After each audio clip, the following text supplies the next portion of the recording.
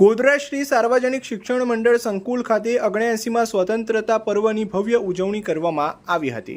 આ અવસર ઉપર દેશભક્તિ અને ઉમંગનો અનોખો માહોલ જોવા મળ્યો હતો।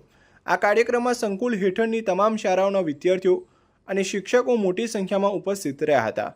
સવારે ધ્વજવંદન સાથે કાર્યક્રમનો પ્રારંભ થયો હતો, જેમાં રાષ્ટ્રગીતની ગુંજ સાથે આખું વાતાવરણ ગુંજી ઉઠ્યું હતું। ત્યારબાદ શાળાના બાળકોએ દેશભક્તિના ગીતો, નાટકો અને સાંસ્કૃતિક કાર્યક્રમો રજૂ કરીને સૌને મંત્રમુગ્ધ કર્યા હતા।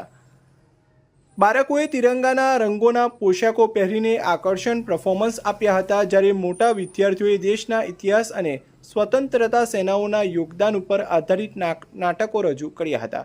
આ તમામ કાર્યક્રમોમાં બાળકોનો ઉત્સાહ અને જુસ્સો સ્પષ્ટપણે જોવા મળ્યો હતો।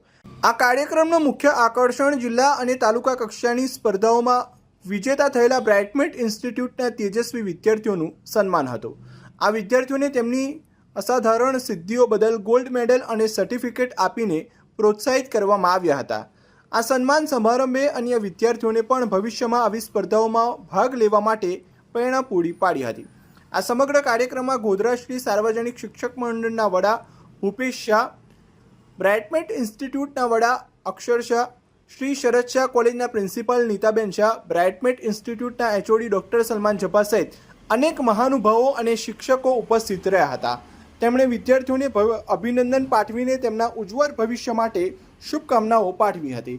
આ ભવ્ય ઉજવણી દેશભક્તિના માહોલમાં સમાપ્ત થઈ હતી, જેમણે ઉપસ્થિત સૌના હૃદયમાં રાષ્ટ્રપ્રેમની ભાવના વધુ મજબૂત બનાવી હતી। આજ રોજ અમારે ત્યાં 15 ઓગસ્ટની ઉજવણી થઈ, જેમાં સ્ટેટ લેવલ, ડિસ્ટ્રિક્ટ લેવલ પર જે છોકરાઓ વિજય થયા, ફર્સ્ટ આવ્યા, સેકન્ડ આવ્યા, થર્ડ આવ્યા, એ લોકોને આજે ઇનામ વિતરણ થયું। વર્ષો પછી અભય નાથાની, આપણા ભૂતપૂર્વ વિદ્યાર્થી, ધ્વજવંદન કરવા આપણી સ્કૂલમાં પાછા પધાર્યા હતા, જે આજે ઇસરોમાં આરએફ એન્જિનિયર તરીકે કામ કરે છે। શ્રી શરદ શાહ શૈક્ષણિક સંકુલ એટલે કે શરદભાઈ શાહે જે 1910થી આ સંકુલને ઊભું કરવા માટે ઘણો અથાગ પ્રયત્ન કરીને આ સંકુલમાંથી ઘણા ડૉક્ટર્સો, જજીસ, એન્જિનિયર્સ, અન્ય અનેક ફેકલ્ટીઝ એમને બહાર પાડી અને બધા જ બિઝનેસમેનો સાથે કરીને ઘણા જ આગળ વધતા અહીંથી બાળકો ઊભા કરીને બહાર એમને અહીંયા જ્ઞાન મેળવીને શિક્ષણમાંથી અહીંથી એ લોકો આગળ વધ્યા। તેમાં હાલના તબક્કામાં શ્રી અભયભાઈને આરએફમાં, ઇસરોમાં પોસ્ટ મળી છે। તે આપણી સ્કૂલના જ વિદ્યાર્થી છે, રોટરી ઇંગ્લિશ મીડિયમ સ્કૂલના। તે એક ઉદાહરણ છે।